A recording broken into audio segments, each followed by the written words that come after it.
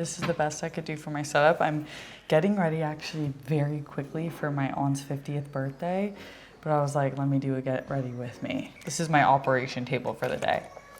There's screaming babies, 2 of them, and a whole family getting ready, so there might be some background noise, but don't worry about it. Let us begin. I already put on my primer, so we're just gonna keep going.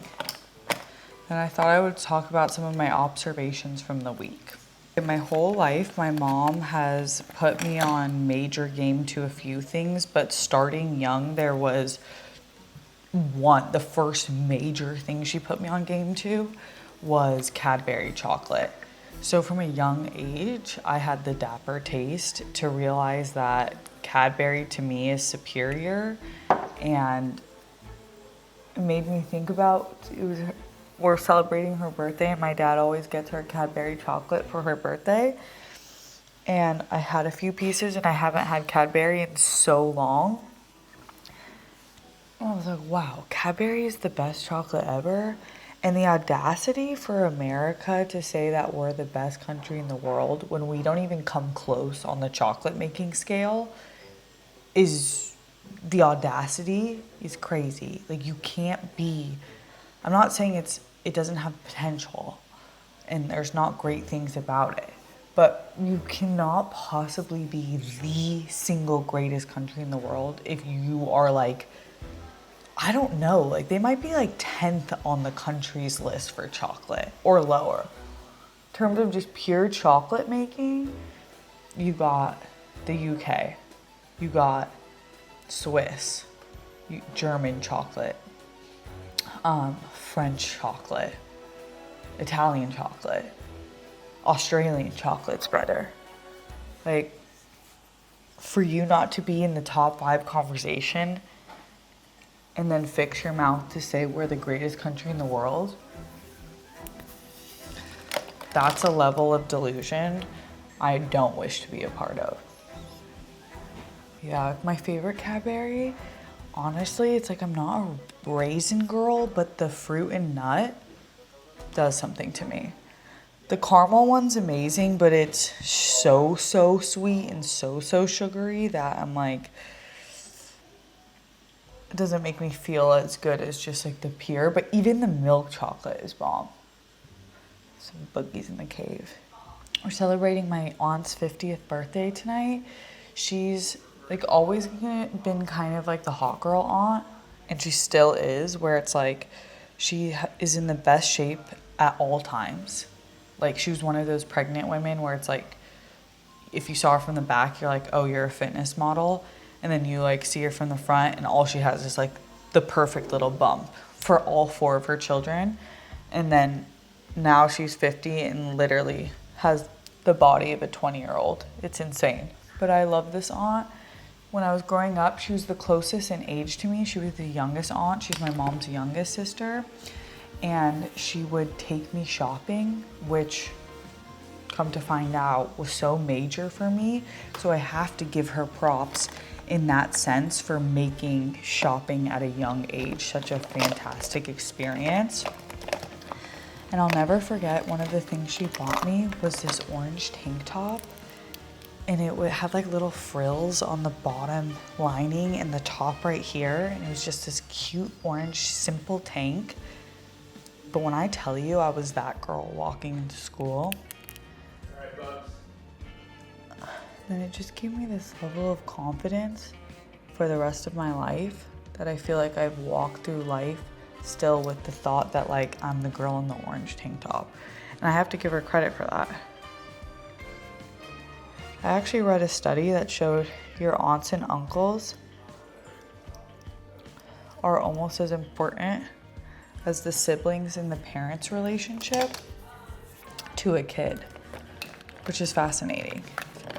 I was like, okay, yeah, I could see that. My eyes are kind of bagging, designer bagging, but bagging nonetheless. So I'm gonna use a more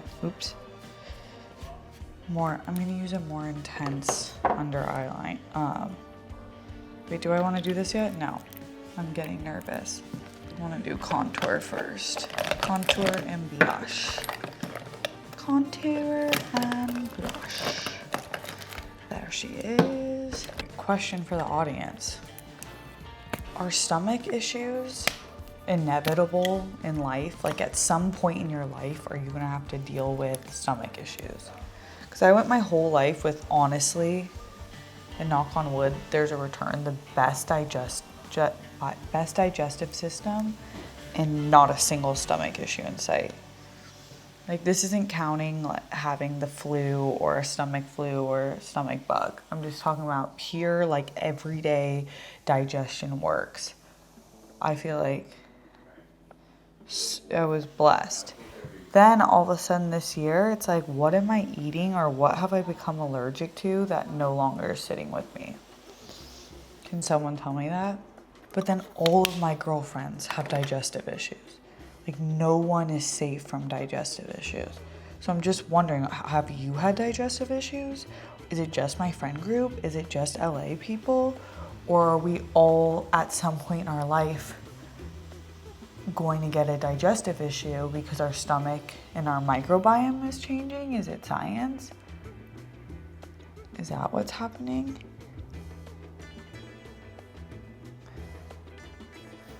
It feels like Thanos, like snap of the fingers, stomach issues.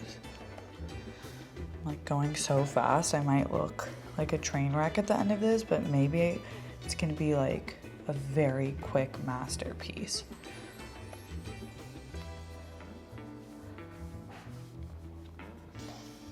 And for my friends who had stomach issues before me, I used to be like, they would be like, I can't go out, my stomach hurts so bad. And I'd be like, really? And in my head kind of gaslight them. Come to find out a few years later, I'm like, oh, you shouldn't have even considered going out. Like, no way. I totally get it. It can be so painful. There's like been a few nights where my stomach hurts so bad, I had to go to bed at like 8 p.m. because I'm like, I'd rather be knocked out for this. All right, we're going blush time.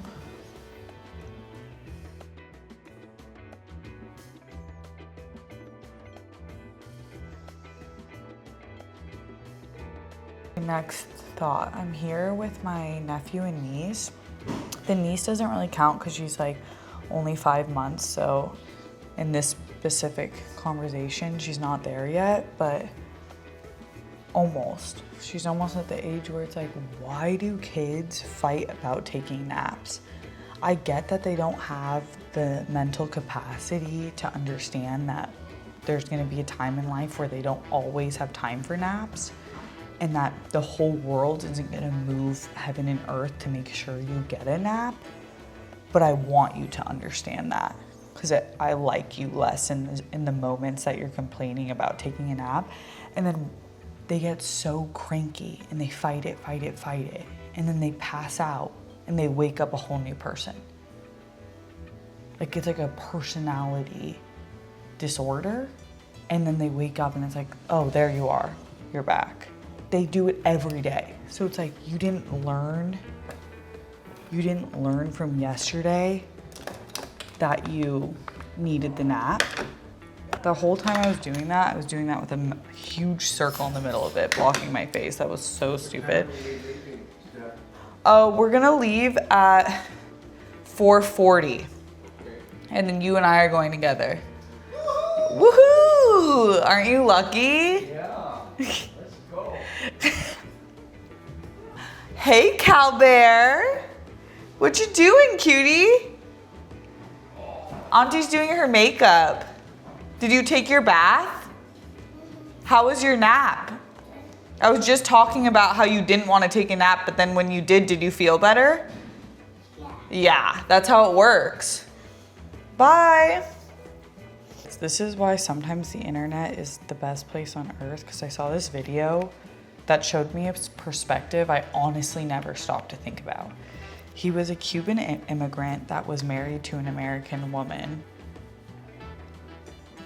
And he's lived here for, I don't know, a few years, but she said every year on Halloween, it's his favorite American holiday, and he cries every year.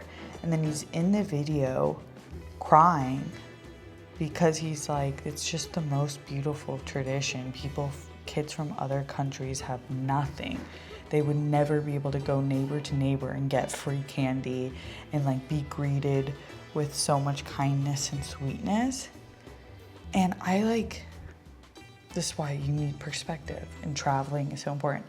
I always thought like Halloween was so fun and amazing. It's my favorite holiday, but I never thought about it like that. Like, the kids are so lucky. Like, you think the kids are lucky because they get free candy, but it's like, no, they're lucky because they can just go door to door to their neighbors, depending where you are, obviously, and get candy and kindness from random strangers. And it was so cute. I was like, we do have some boo-boo stuff going on here, but that is like, Halloween is a good show.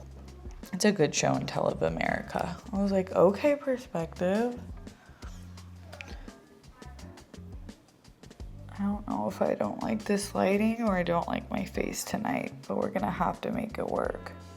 Another thought, every time I visit my parents, I'm like, oh my God, each day I'm becoming more like my mom. And if you would have told me when I was a child that I was gonna be like my mom, I would have been like, I would have thought you were the biggest liar on earth. Like, you don't know me at all, shut up. And now I'm like, honestly, I'm so smart if I do become like her, because she's such an icon.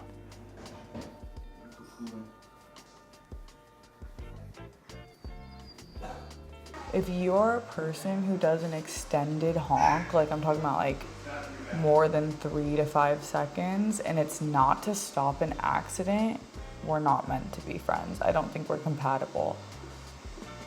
Especially down a residential neighborhood when it's just like, because you're pissed. Do you not know people live here? Are you a diva and not in a good way? Like, not the Diana Ross type?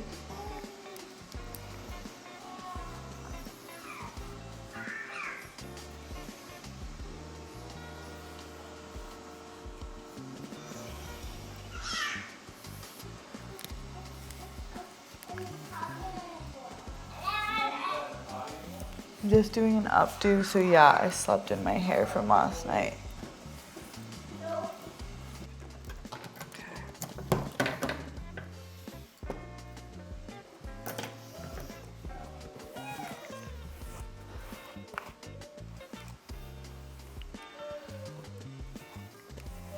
The grease is greasing. I'm gonna do a big side part.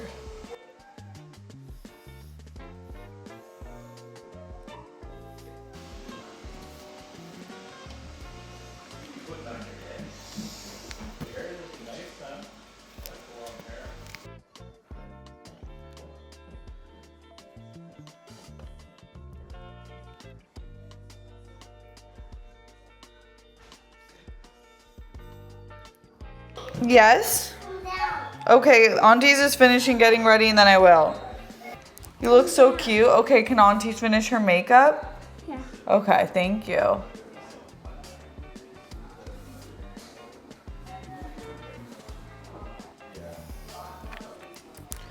Okay, I'm gonna go get changed. Be right back.